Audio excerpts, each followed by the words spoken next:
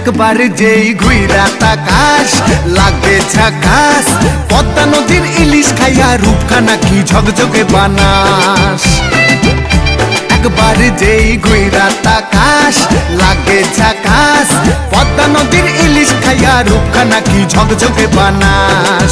ও লালা হো, ও লালা হো, ও লালা হু।